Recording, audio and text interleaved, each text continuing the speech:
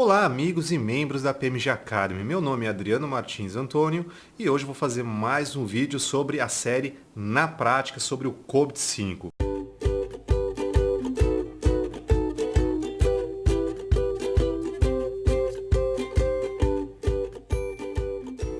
E o assunto de hoje é: quem é que precisa de governança?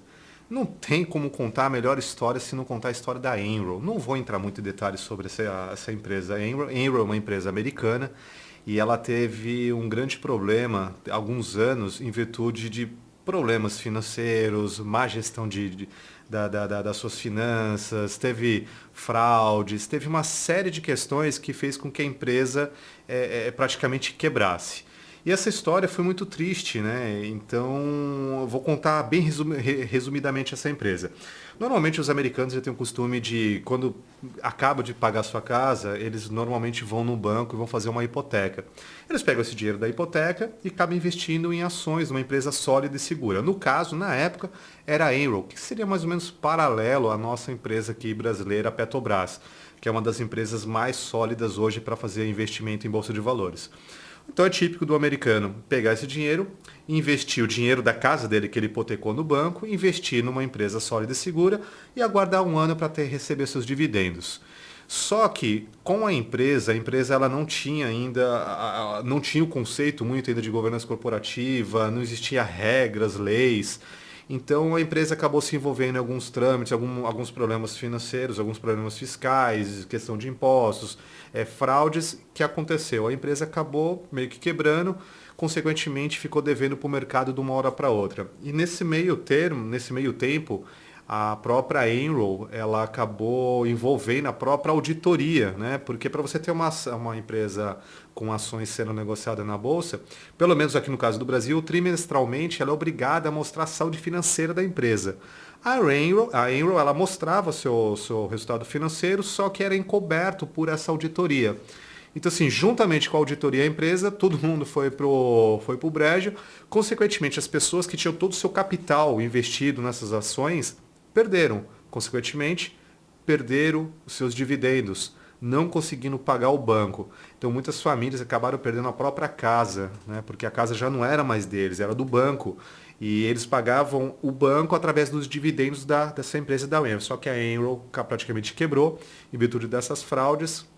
Então aconteceu esse desastre nos Estados Unidos.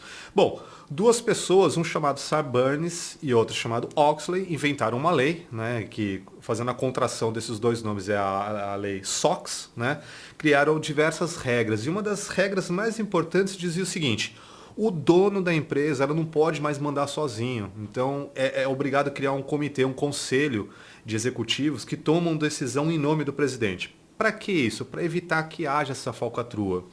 E esse negócio de conselho é tão importante que um diretor, um presidente, as pessoas acabam olhando um pouco o que o outro está fazendo. Porque se um cometer a besteira, pode ser que todo mundo pague o pato.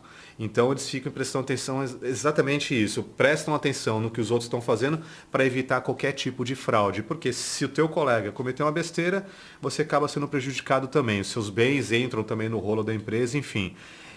Existem diversas leis, né, dentro da Sarbanes-Oxley, mas o mais importante é essa. O presidente acabou sendo mais um membro aí do conselho, as decisões da empresa não são tomadas sozinhas. Bom, o que a governança pode ajudar quanto a isso? Imagina o seguinte: o presidente de uma empresa sendo retirado dessa empresa e todas as decisões estão na mão de outras pessoas. É fácil ver o que pode acontecer. Para quem não assistiu, recomendo muito assistir o filme do Steve Jobs. Né? O Steve Jobs ele foi demitido da própria empresa. Então, assim, existia um comitê, existia um conselho que injetou dinheiro na Apple e os investidores achavam que os investimentos que o Steve Jobs estava fazendo não estava condizente com a empresa, que estava gastando muito, que estava dando prejuízo. Então o conselho tomou a decisão de mandar embora o próprio presidente. O resto da história acho que vocês conhecem, né? A Apple deu uma queda muito forte e com a volta dele ele conseguiu reerguer. Então, assim, imagina se uma empresa manda embora o presidente, normalmente é o próprio fundador da empresa, conhece aquela empresa com a palma das mãos, sai e como que funcionam essas decisões? Essas decisões isso não pode ser tomada mais só pelo presidente, como vai ser tomada a decisão? é onde entra a governança. Sinônimo de governança é direcionamento, é gestão. Para onde a empresa está indo? Governança fala assim, crie indicadores.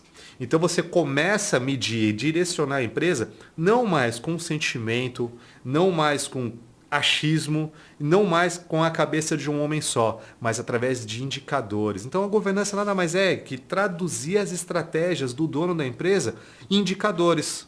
Então é a mesma coisa, o engenheiro do avião que fabrica o avião e o piloto de avião. Então o piloto ele não consegue pilotar sem a governança. Talvez o engenheiro sim, mas o piloto, para pilotar esse Boeing, ele precisa do painel do avião, ele precisa de indicadores. Pessoal, é isso. Esse foi mais um exemplo hoje, na prática, do que serve a governança para algumas empresas. É isso aí. Um grande abraço, a gente vê em breve. Tchau!